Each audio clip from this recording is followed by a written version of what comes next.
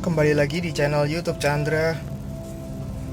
Kali ini kita akan membahas fakta atau mitos terkait voltage stabilizer atau stabilizer voltase pada mobil. Di sini ada sebuah voltage stabilizer dari Hurricane. Produknya mereknya Hurricane. Di sini tipenya XCS3. Saya akan melakukan review jujur pemasangan dan nanti gimana ke depannya. Karena banyak yang bilang itu cuma mitos, ada yang bilang oh iya beneran. Nah, di sini saya tidak dibayar dari pihak manapun, tidak bekerja sama juga dari pihak Hurricane ya. Ini benar-benar review jujur. Setelah pemasangan nanti akan saya infokan bagaimana hasilnya. Nah, di sini produknya XCS3 akan rencana saya pasang pada Toyota Agya 1200 cc 4 silinder tahun 2018, transmisi otomatis. Nah, dimana memang di transmisi otomatiknya ini kalau menurut saya pribadi kurang halus. Dengan pemakaian ini saya harapkan nanti bisa lebih halus, terus AC bisa lebih dingin walaupun udah dingin banget ini menggigil. Terus akselerasi ya yang paling penting. Dan kalau nanti pun ada tambahan irit BBM, itu mungkin saya anggap sebagai bonus. Kalau daily use saya rata-rata BBM itu ada di sekitar 14,5 km per liter. Ini average-nya. Rata-rata pemakaian harian saya 14,5 km. Biasanya penumpangnya maksimal 3 atau 4 sih. 3 lah. 3 biasanya sama istri sama anak. Nggak pernah muatan berat sih. AC selalu nyala. Dan posisi jalan saya di Solo dan sekitarnya rata-rata di jalannya naik turun seperti ini kurang lebih rata-rata ya. Jadi jarang lewat tol selama musim ini ya. Nggak boleh ke luar daerah dulu. Jadi jarang pemakaian tol. Rata-rata pemakaian bensin 14,5. Nanti setelah pemakaian dari XCS3 ini bagaimana hasilnya. Nah, XCS3 ini kinerjanya adalah menstabilkan voltase, dimana ketika mobil mati, coba kita matikan ya.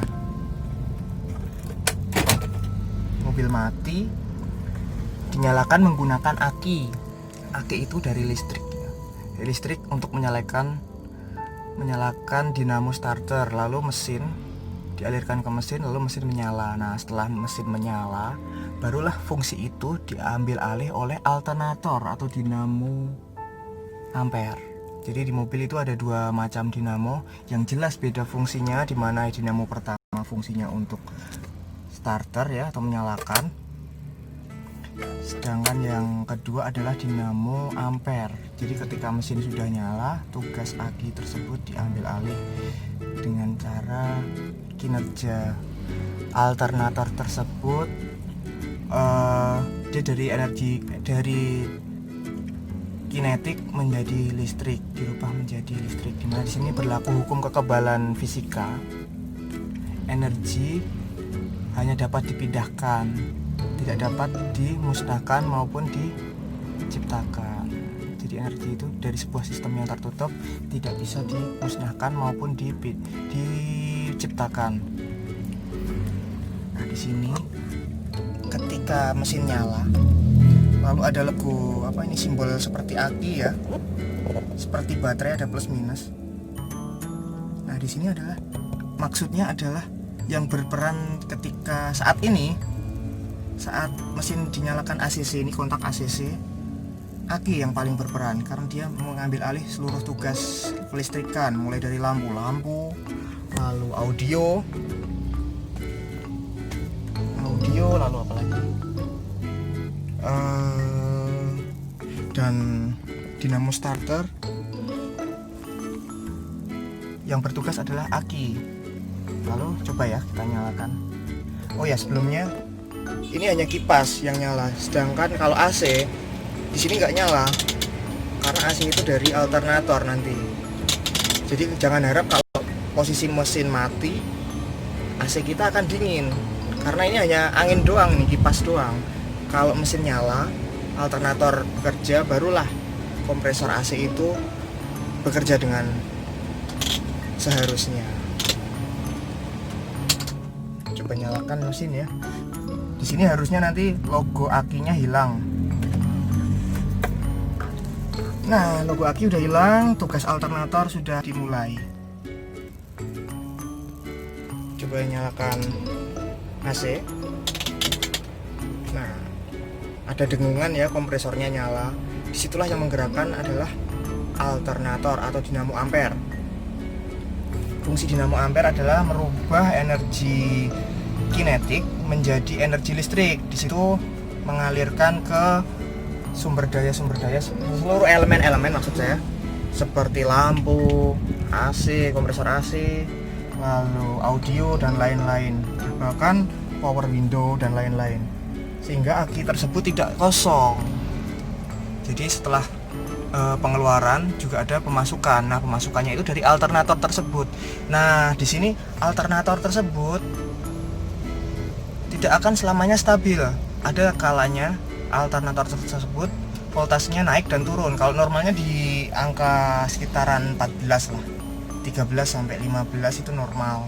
Nah, kalau di bawah itu berarti drop, sehingga bisa jadi akinya nanti nggak mengisi karena lebih banyak daya yang dikeluarkan daripada yang dihasilkan.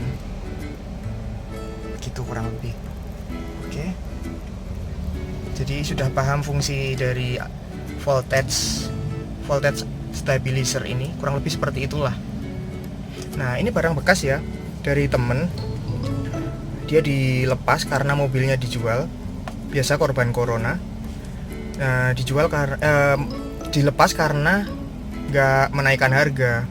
Tapi dari informasi yang saya dapat, konsumsi BBM-nya bisa sampai 19 km per liter. Mobilnya sama, Agya Matic, tahunnya kalau nggak 2017 2018, pokoknya yang udah 1200 cc, sama persis. Agya Matic dipasang dari baru. Dia menggunakan Pertalite, sedangkan saya ini pakai Pertamax 92 oktan, Pertamax biasa ya. Dia pakai Pertalite, itu bisa sampai 19,2 km per liter, 19,3an lah, hampir 20 km per liter. Itu medannya juga kurang lebih sama untuk keseharian di sekitaran Solo. Setelah pakai ini mungkin kita baru tahu nanti kira-kira akan berubah nggak ini average-nya ya, kalau untuk BBM. Yang untuk lain-lain seperti lampu, terus AC dan audio mungkin kurang lebih akan kita review setelah pemasangan. Kalau instan sih mungkin bisa ya, kalau tarikan, performa, perpindahan gigi dan lain-lain. Tapi kalau untuk konsumsi bahan bakar mungkin saya nanti akan update melalui komen di bawah ya. Nanti akan saya pin melalui komen di bawah. Oke, kurang lebih seperti itu. Mari yuk kita pasang dulu. Pasangannya mudah, cukup kurang lebih berapa menit ya, 10 sampai 20 menitan lah. Coba kita pasangnya.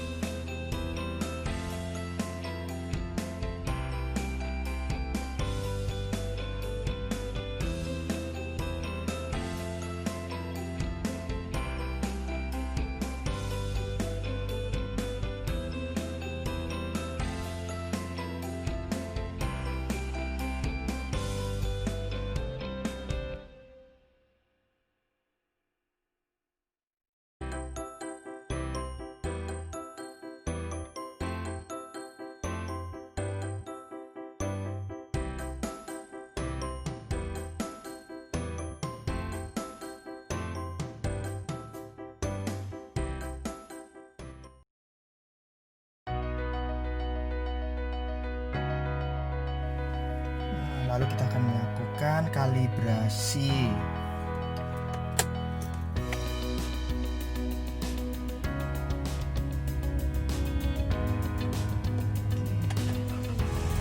Kita panasin ya, mungkin di angka 3000 rpm selama 10 detik sampai 20 detik secukupnya, agar ngisi ya, ada dilakukan pengisian agar alternator mengisi ke aki dan voltage stabilizer tersebut.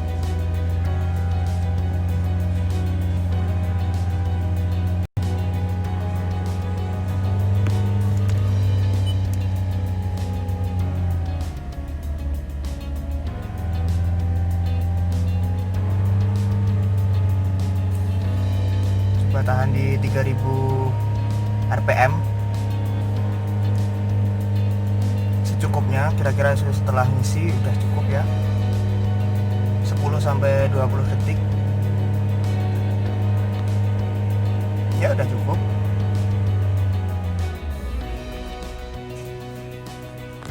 Matikan kontak, kalibrasi selesai.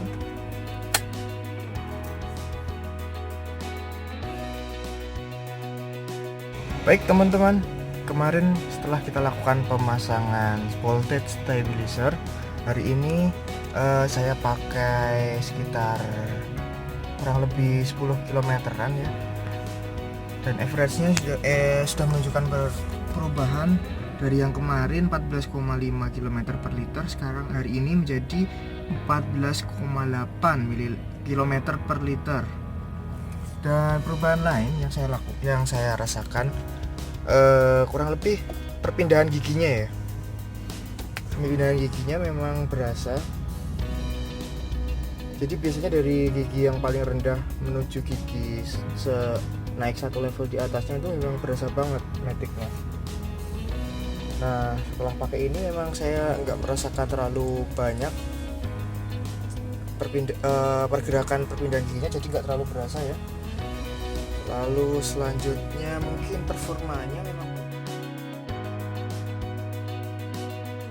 teman-teman, setelah 2 minggu pemakaian, kurang lebih 14 hari ya, sekarang untuk average pemakaian bahan bakar di angka 18,7 km per liter. Lumayan signifikan sih bagi saya.